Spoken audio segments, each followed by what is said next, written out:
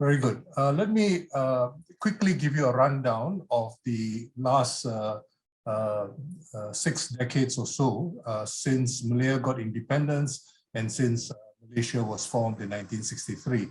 I think it's important for us to recognize that the path of Malaysian economic development has not been a straightforward one, and that politics played a very important role in terms of determining what has happened in this country.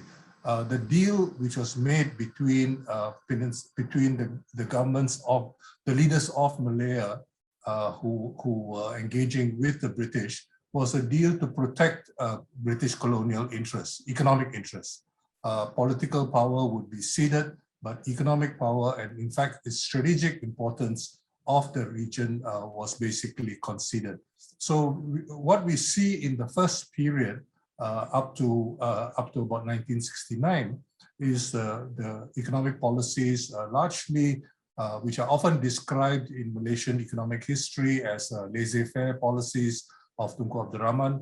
But it's also important to recognize that there were a number of important government initiatives to promote what is called import substituting industrialization and also rural development, particularly through FELDA land development schemes, because there were many people in the countryside who did not have land of their own, and so FELDA provided that opportunity. Subsequently, after changes following May 69, Tun Razak, as you know, took over the leadership of the country. There had been very important political turmoil during the 1960s, during the period of confrontasi, during the period of, and also the removal of Stephen Kalong Ningkan as the Chief Minister of Sarawak, which has very important implications which continue to reverberate to this day. But Tun Razak is most strongly associated with the new economic policy and the Rukun Negara, both of which were largely formulated in the aftermath of May 69. So in a sense, it did not deal with the other major challenge which we have in this country, namely the challenge of the federation involving Sarawak and Sabah.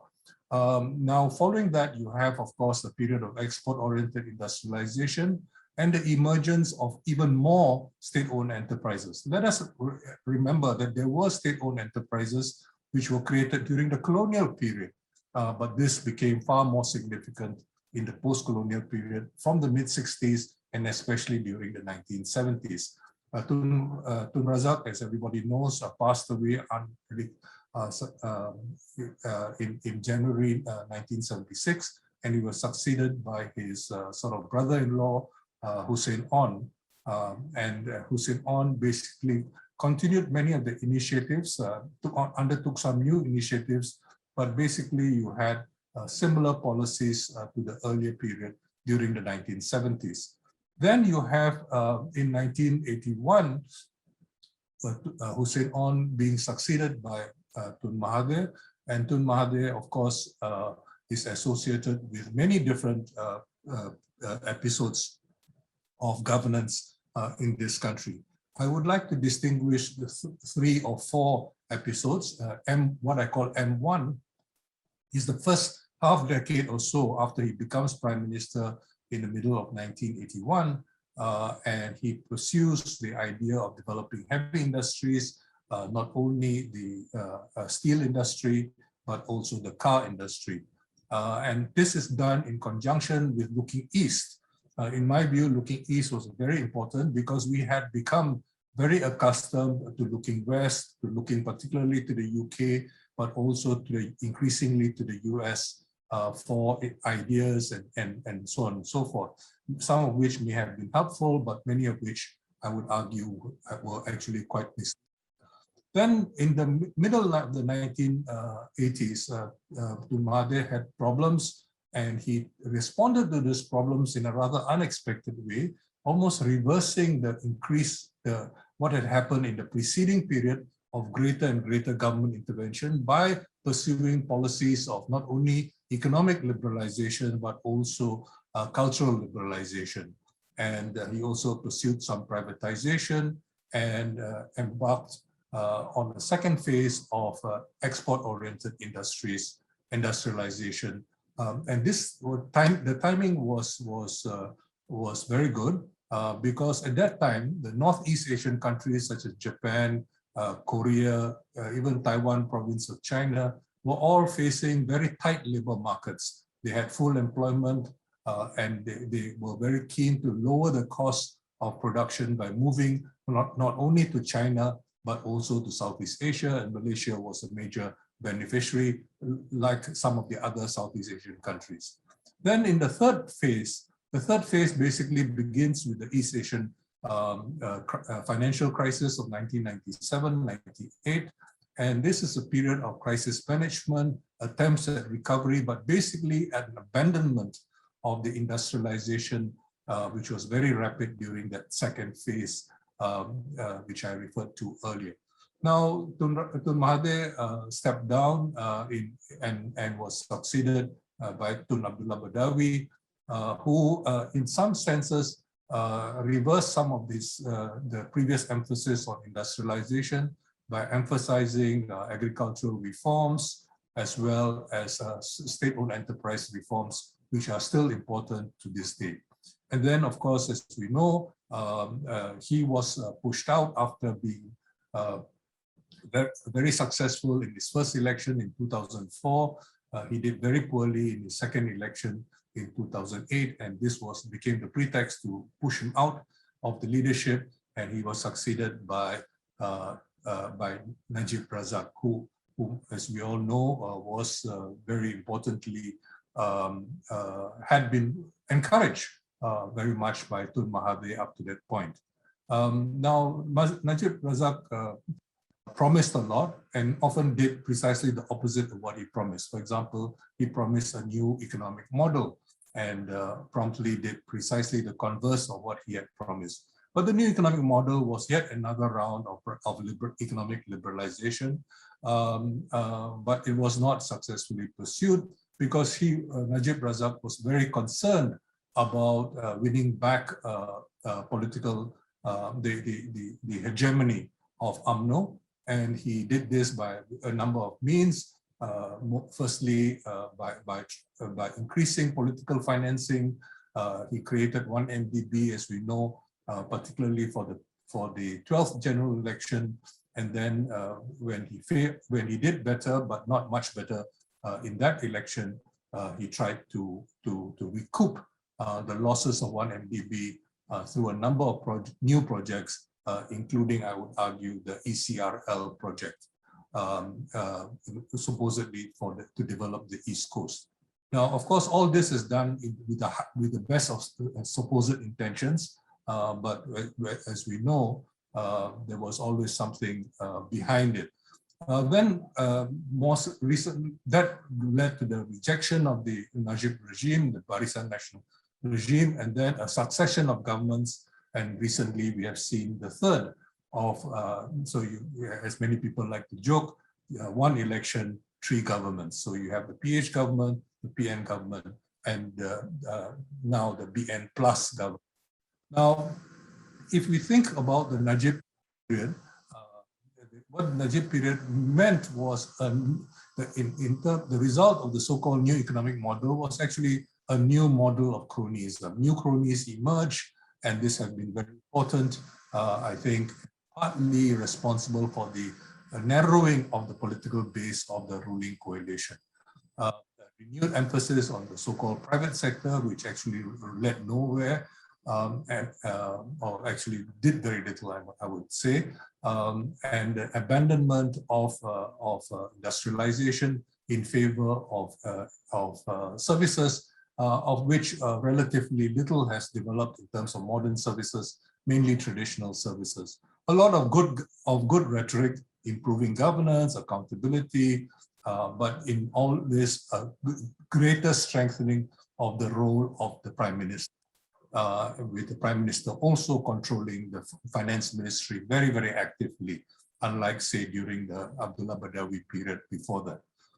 And then you have a big increase in current expenditure or operating expenditure, and also very importantly, to avoid parliamentary scrutiny, not a significant increase in government debt, which is all under parliamentary scrutiny, but a big increase in government guaranteed liabilities, which is not subject to government to parliamentary scrutiny. And so, if not for the efforts of people like the Sarawak report and so on and so forth, we would actually not know very much about the 1MDB scandal, which basically is certainly a scandal of international proportions. And then you have much greater influence of finance in the economy with many consequences, which I won't get into.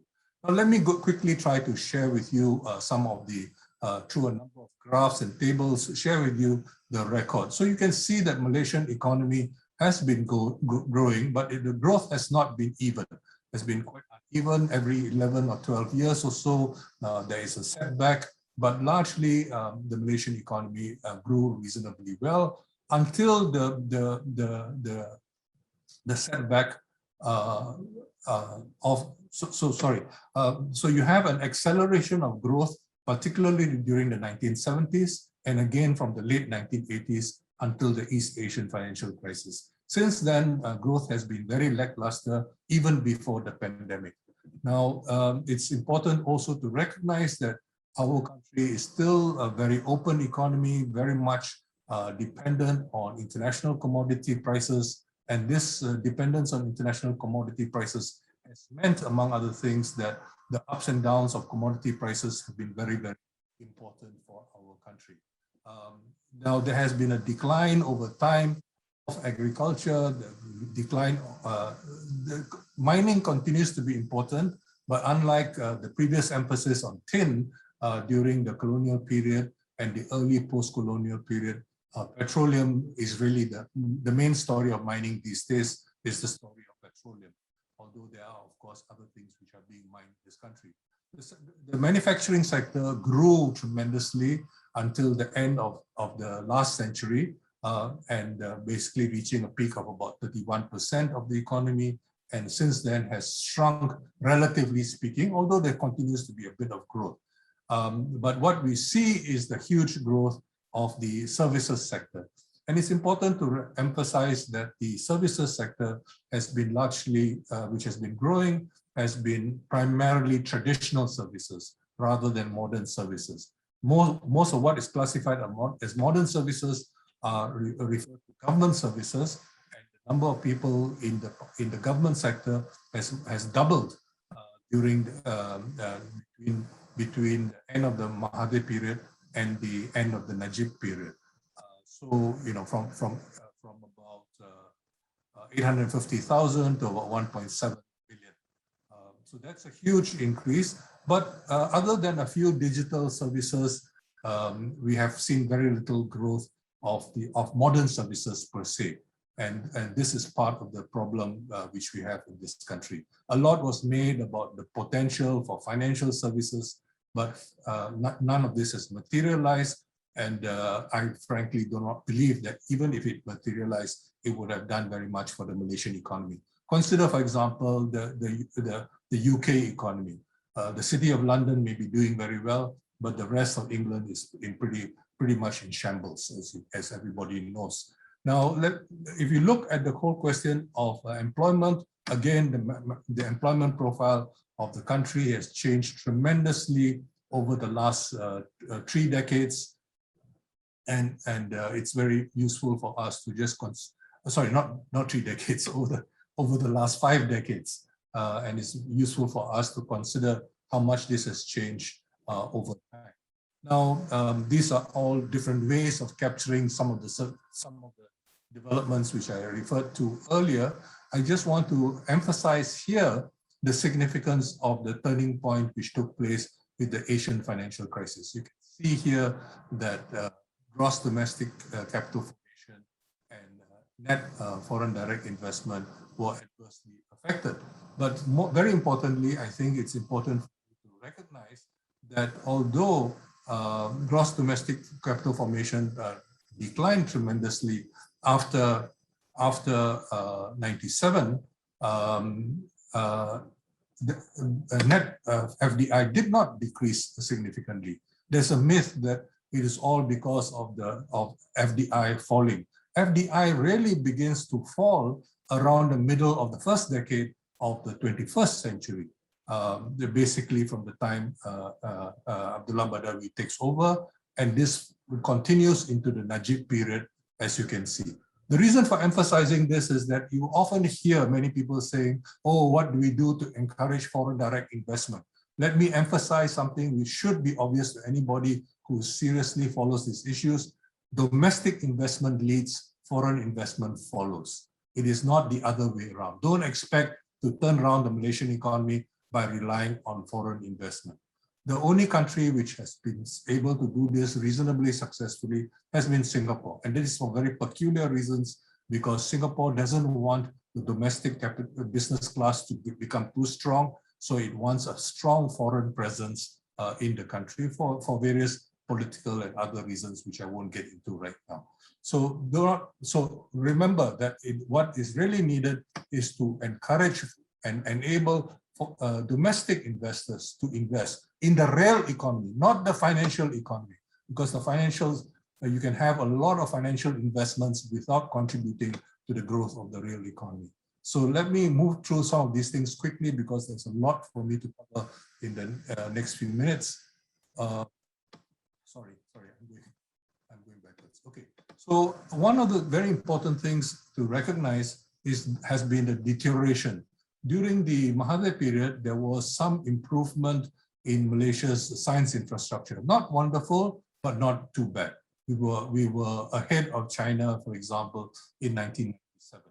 We were far ahead of Indonesia, and so on. Today, not today, but say a decade later, we were behind where we were in 97.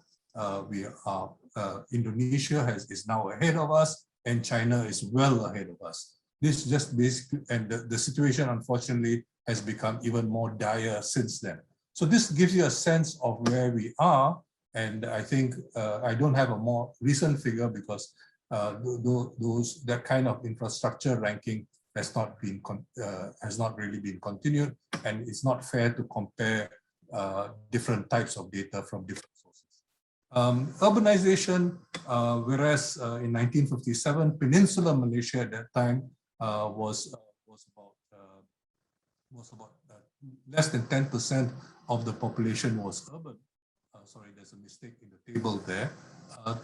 Today, actually, sorry, the mistake is less than 20% was urban. The ratio has come down has come down tremendously since then.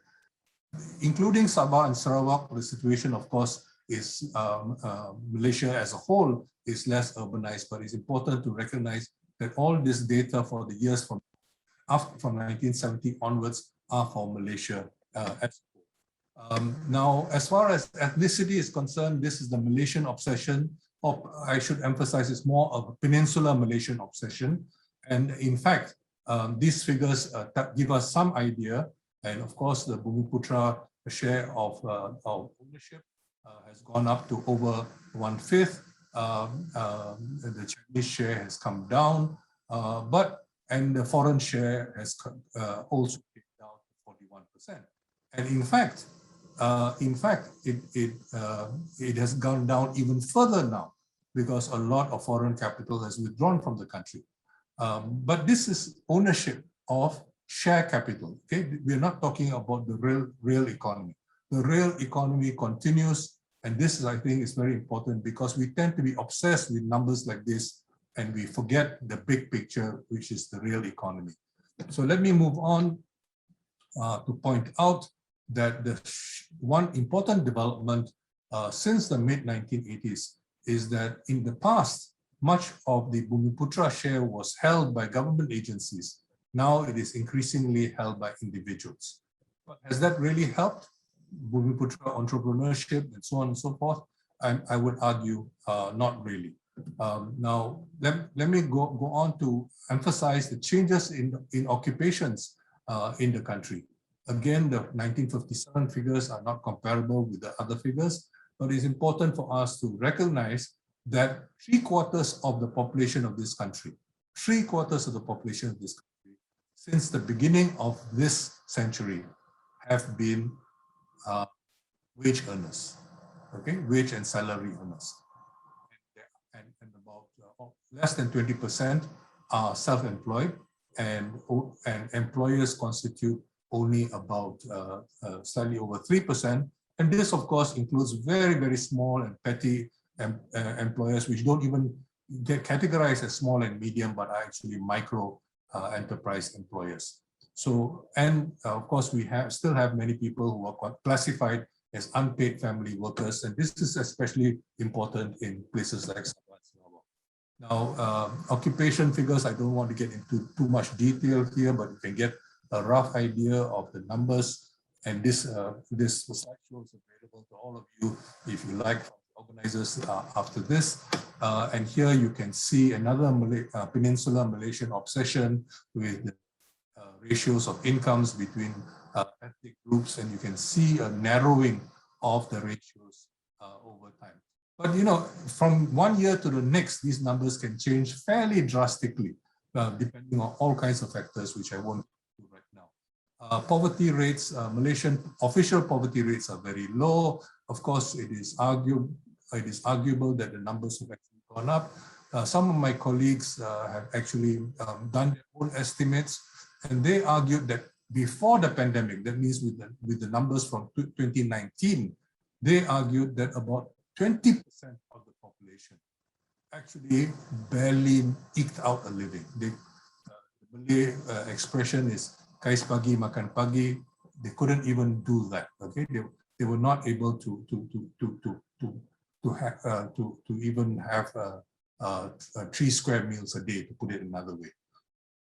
And the situation, of course, has become much worse now, okay, with the pandemic, and especially in the urban areas. So it's important for us to begin to recognize that these numbers actually mean very little now. I tried to get new numbers, but unfortunately, such numbers are not available. So you can look at these numbers, you can look at the official numbers, but I think it is useful for you to look very realistically at some of these numbers to see what they actually mean. Now, as far as poverty and inequality is concerned, Malaysian inequality, to its credit, has gone down slightly in terms of declared incomes. And of course, we know that the elite in this country, much of them keep their money abroad in places like Singapore and elsewhere, in London, in, I don't know, Hong Kong and elsewhere. It's all over the place. And remember that outside of the Americas, the largest group from the South, from developing countries, some of you may remember the Panama Papers, which were revealed 5 years ago. In the Panama Papers, Malaysians were the top, the highest number of people who were listed in the Panama Papers, more than 200 were actually from Malaysia. So you can see that the really rich in this country are hiding their money all over the world. They are, unlike, say, the people like Jeff Bezos and some people like that, they are very modest about their wealth. And understandably, and people in Sarawak, you know that very well as well. So let me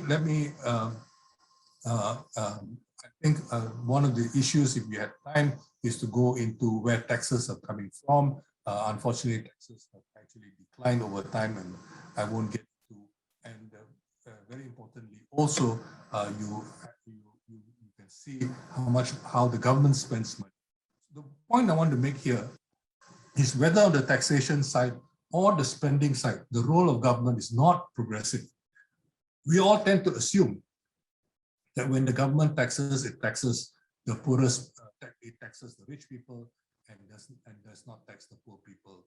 And when it spends mainly on the poor and not. In fact, unfortunately, the converse is, well, I won't say the converse, but that's not quite true. Okay. In fact, neither on the taxation side nor on the spending side is the government. Does the government have a progressive role? Now, if you look further at other questions, you will see that there are a number of other issues which are also very important on taxation, but we don't have time to get into too many details, so I'll skip a lot of that. The point I want to make here is that life expectancy in Malaysia has improved tremendously over the last 60 years. Okay, when in Peninsular Malaysia in 1960 or 61, the average life expectancy of Malaysian adults, male and female, was 61. Today it is 76. Okay, and that's pretty impressive. Much of it, the women live longer, on average 4 years longer than men, and this is a universal pattern. Well, I should say near universal pattern.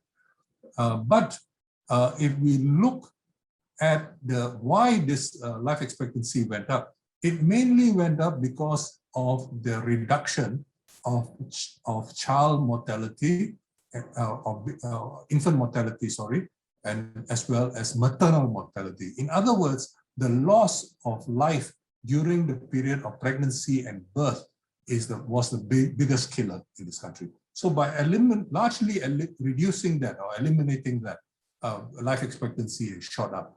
The life expectancy due to other factors is less than 30% of the increase in life expectancy. And this is very important. So we can see people are living longer, but unfortunately the period of poor health at the end of their lives is also unfortunately increased. So it has increased to about 9 years. So on average, the last 9 years of the average Malaysian's life is actually spent in poor health. And this, of course, is a burden not only on themselves and their families, but also on society. Now, recently, as you know, the last government resorted to allowing EPF members to take out their money. One should remember that less than half of the Malaysian labor force actually contributes to EPF. But even of those people, more than 80% cannot expect enough from EPF to be above the poverty line after they retire.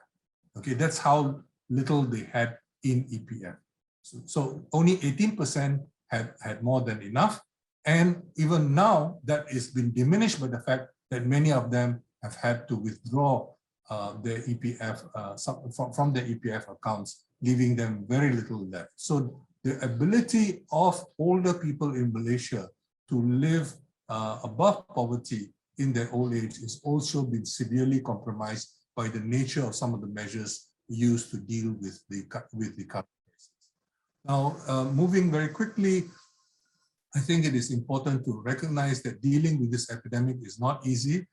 It's important to recognize also that Sarawak has done reasonably well, actually, compared with many of the other states. And part of the reason I would argue that Sarawak has done reasonably well is precisely because of the degree of autonomy the Sarawakian government, Sarawak Health Department and the Sabah Health Department actually has. And they have exercised that autonomy. It's limited, but they have exercised it quite well. Now we have to recognize that COVID-19, unfortunately, is endemic. It is here to stay. And this has ominous implications for all of us. It basically means that we have to change the way we live, change our lifestyles, because COVID-19 is going to be with us for a long time to come. In fact, the tragedy is that the rich pharmaceutical companies who have been making billions and billions from other people's misery, they have now no incentive to produce for developing country needs, because they can produce booster shots and all kinds of other unneeded shots just to make the rich country populations feel better, and actually while billions of people on the planet continue to be vulnerable. And this is a tragedy of the highest proportions. But you remember that these companies now have changed their business strategies. For them, their business now lies in being able to make money from the sale of vaccines rather than in eliminating the disease altogether. So this is a very perverse world in which we live, and leaving things to market forces If for those of you who were listening to the video before the program began, you realize how dangerous it is to leave things to the market when the market is basically being driven. The major players in the market are basically driven by greed, and they basically make a lot of money precisely because they have monopolies. They have huge monopolies. What we need is now very well known. We need an all of government, all of society approach. We need to do much more testing, tracing, isolating, and so on and so forth. But unfortunately, many of these, what is necessary is being stymied by forces which unfortunately we do not seem to want to address, or we do not address. Now, let me try to emphasize what needs to be done in the present situation. I believe that it can be summed up in the slogan of 3 R's.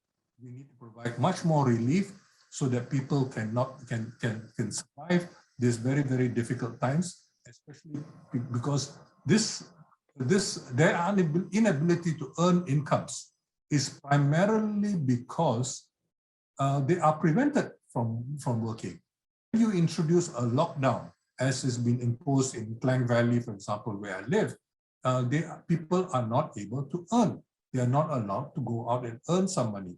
And with more than half the population not in the formal sector, for them, their inability to work, they have got nothing else to fall back on except a little bit of government handouts. And the inability to provide these handouts regularly means that people resort to all kinds of survival strategies, which are actually very dangerous and also are going to adversely affect us for years to come. For many people, for example, in urban areas, and I suspect even in rural areas, many people are eating very easy convenience foods, such as what in Malay is called mie segera. You know, you basically get instant noodles and you go and boil them, and then you add a little bit of MSG and other stuff, and that gives it some taste. But that is certainly, while it might fill your stomach and overcome hunger, it certainly is unhealthy.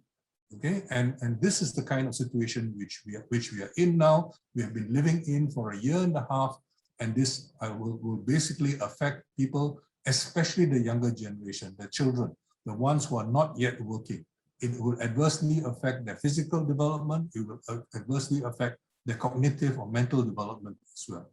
But I think we have to think not only in terms of relief and recovery, and both these are very, very important, because you cannot just have a stop-start economy, you know, every time there is a resurgence of the virus. You need to have some degree of predictability.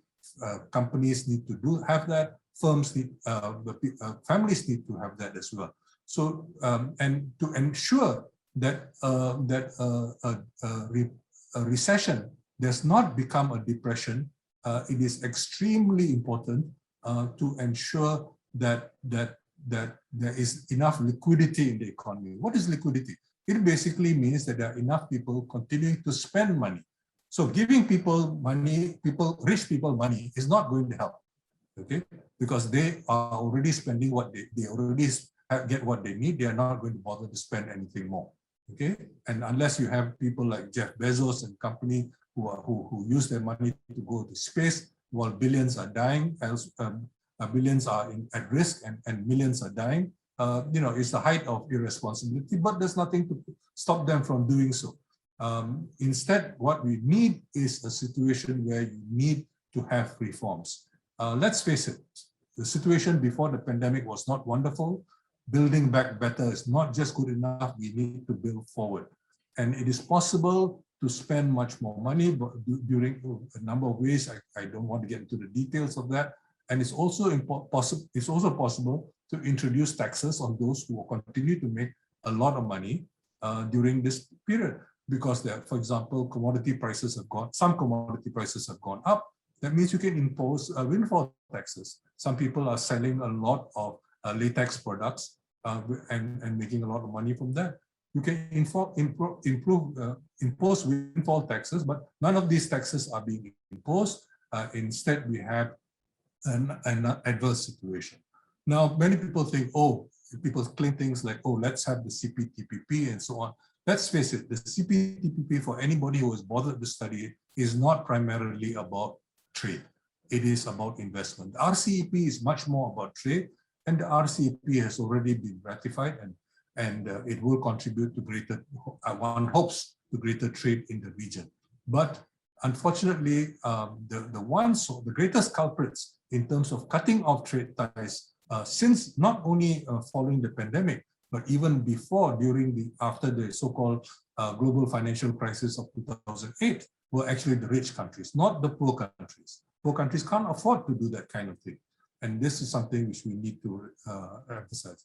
I think it's also important. I've already mentioned a few things about what Malaysians should be doing, what we can be doing in terms of new industries such as solar panels, which will help a lot, especially in remote areas in Sarawak and elsewhere, for biodiesel and so on and so forth. And I've got specific ideas as far as the automotive industry is concerned, but those are less important. My biggest recommendation is that we move to universal school feeding.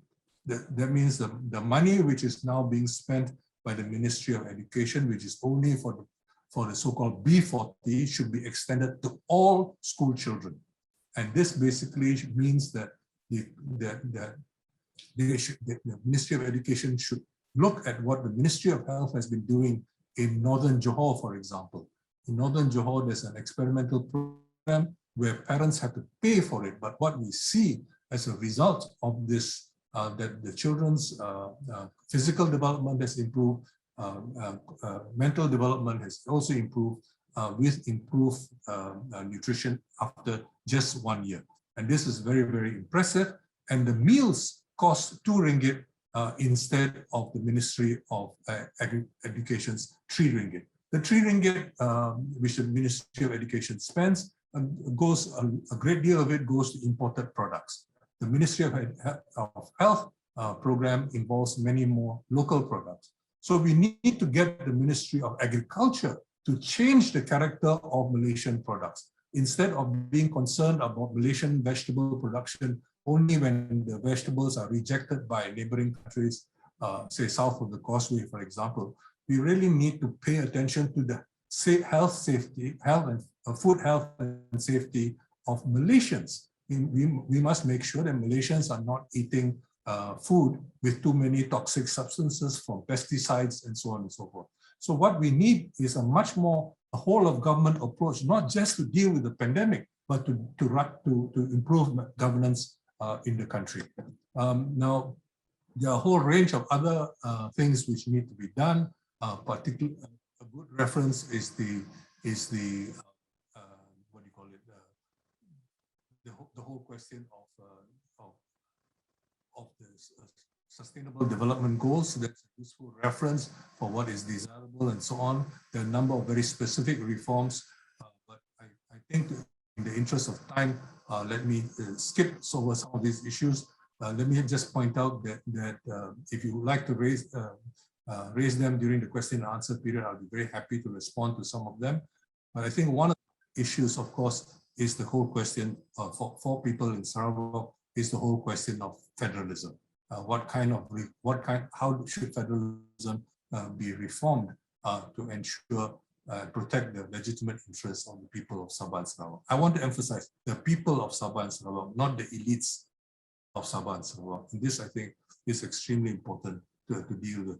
The question of foreign labor is a very big issue in Sabah. It is less of an issue in Sarawak, although I'm told that foreign labor presence, particularly in the southern part of Sarawak, has increased in recent times. And we can discuss some of these issues if they're interested, if they're of interest to you. Let me quickly deal with some of the things which need to be considered if we are going to continue to resume dynamism in the medium term. We need to reconsider whether the so-called international value chains still offer us much, and if so, what are the things where we can where we might be inserted quite successfully, how do we get inserted quite successfully, and some of the things we should give up on. We shouldn't be competing with countries like Vietnam, which can offer much cheaper labor, and so on and so forth. We should be competing and thinking about competing with countries which are much, much more competitive to us, more or less in the same league. And unfortunately, our orientation has not been sufficiently in that direction with countries like Thailand, for example. So if you look at the whole question of resource processing, there is still a lot to be said as far as resource processing is concerned. I mentioned the example of palm oil, biodiesel, but there are many other examples. The emphasis should be on investment policy, on technology policy. All those are extremely important, and the improvement of human resources. I think it's very important for us to recognize that there's a big difference between education, skill training, improving of human resources, and credentials. Okay? There's a big emphasis, unfortunately, in our culture on credentials. Whether you have a degree, a diploma, this, that, and the other, which does not necessarily mean very much anymore. Okay, many of the people in the older generation have less credentials, but they have a great deal to offer in terms of knowledge and wisdom and so on and so forth. So let's be less obsessed with credentials, more concerned with capabilities and capacities. And this, I think, is very important. Automation is happening throughout the world, and we should not be resisting it just for the purpose of creating employment. But automation is something which needs to be managed well, and we need to begin to think about this. We shouldn't be carried away with slogans about, oh, digitalization, industry 4.0, and so on. These are slogans which are created in the West, in places like Washington or Davos, which have very, very little relevance and are not grounded in the realities which we face. We need to be much, much more realistic in challenges which we face and how we deal with this, with these challenges. So I think this is the big challenge for us going forward. I'm not saying that we rely only on industrialization. I also do believe that there is a role for modern services, not just modern services associated with digitalization, but also other modern services. But we really need to have a very clear strategy about what we are trying to do. And this has to be done not just by government, but in very close consultation with those in the private sector, with the capacities and capabilities who are forward-looking, many of whom are quite young, who have been recently trained in many of these fields. This is a challenge which we face, and I do hope that we can go forward together. So thank you very much for your attention. Let me stop here with the presentation, and hope we can have a robust discussion in the time which we have. Thank you.